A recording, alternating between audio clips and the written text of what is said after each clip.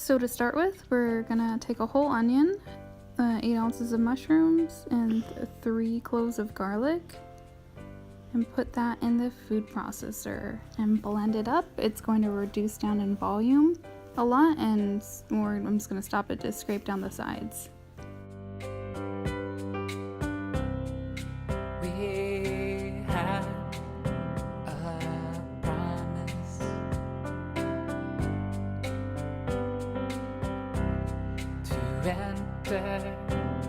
His holy rest.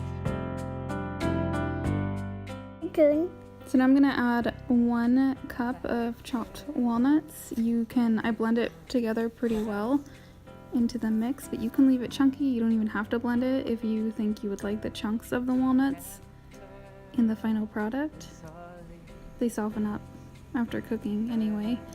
Now I'm going to be adding a bunch of Worcestershire sauce and soy sauce. If you want sauce. Yeah. Sauce. If you want it to be vegan, you can add vegan Worcestershire sauce. It's vegan. Yep. There's also recipes on how to make your own Worcestershire sauce, but I've never made that. Someday. Now I am adding 2 tablespoons of spice mix, and I have a video on that, so I'll link that below. Mostly dehydrated onion and garlic. And then a garlic.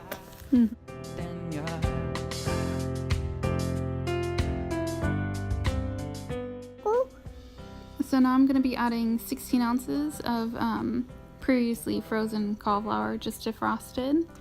You can also blend this up as finely as you want, or just leave it like cauliflower rice. It's up to you. And then I'm going to be adding a total of... It's up to you. Yeah, James says it's up to you. Now I'm adding 1/4 cup of date paste. You will see me add more later when I realize how much food I'm actually making and that I need to add more sweetness and other spices to it. I'm also adding 6 tablespoons of tomato paste. If you hear his voice today. And now I'm just blending it all together, and then I'm just going to be adding it to the other batch that I made.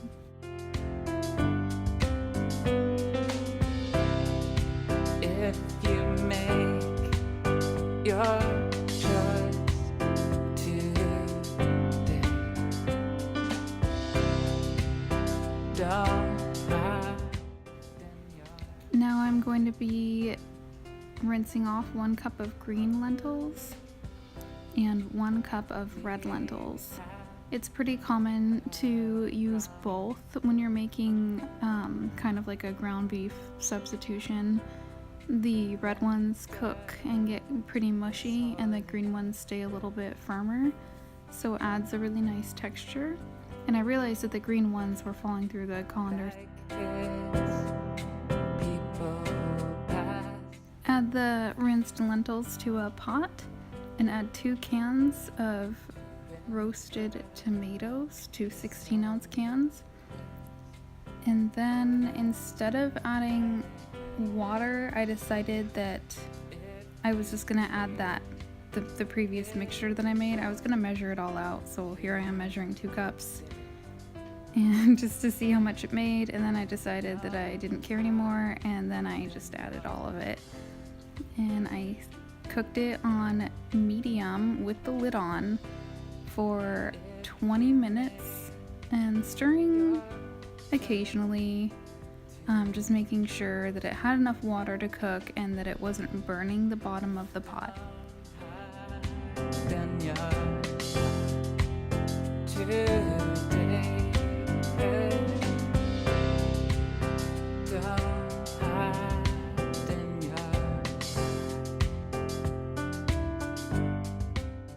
So here you can see that there is some liquid in it and it's bubbling, but there's so many lentils in there, and I decided that I probably should add some water at this point to help it cook more.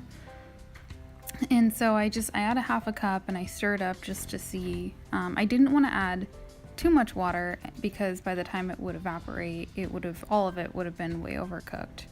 So I'm just adding a half of a cup for now.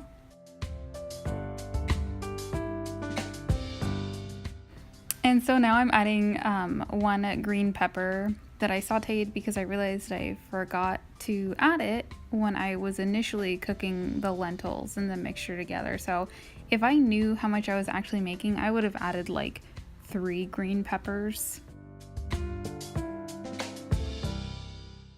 And here I'm adding just extra soy sauce and extra molasses and Worcestershire sauce because I was like, this is a lot of food and it needs more flavor. I'm also adding 1 can of semi-mashed up kidney beans because I'm obviously trying to make as much food that will fit in the pot. This is just how I cook. I try to make reasonable amounts of food and it usually turns into a lot. So I usually don't try to make more than that or else it won't fit in the pot. And then I add the other half of a cup because I decided I don't have a lot of experience with cooking lentils, but I'm just kind of guessing, and yeah, it worked out pretty well. It cooked for a total of 35 minutes and it was thick enough and everything was cooked through. And I'm adding 3 tablespoons of flaxseed mixed with a little water, kind of like a flax egg. I actually didn't think I needed it, but then I decided that I didn't want to get another dish dirty and store it in the fridge, so I just added it all in the mixture and you can't taste it. You just want to make sure you do mix it all in so you don't like run into a goop of it because it's disgusting when you do that. Don't do that. Don't. And this is what it looks like. Yay! And I hope my family will eat some of this and not just me.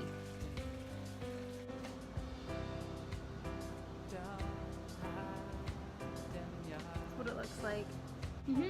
My yours. I put ketchup at the bottom. I know you really like ketchup. You wanna try it?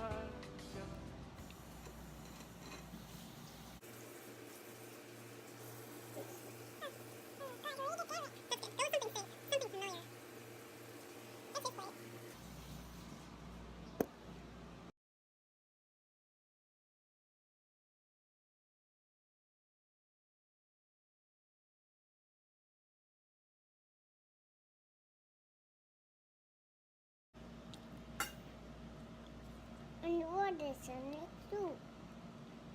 And onion pieces are in it too. You wanna put some on? There you go.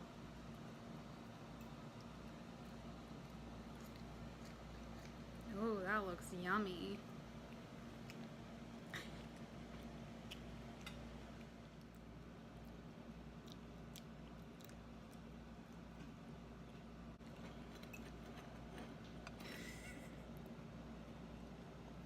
And the gorilla eats too. Yep, gorilla eats too. The bears eat, the gorillas eat, and James and Daddy eat.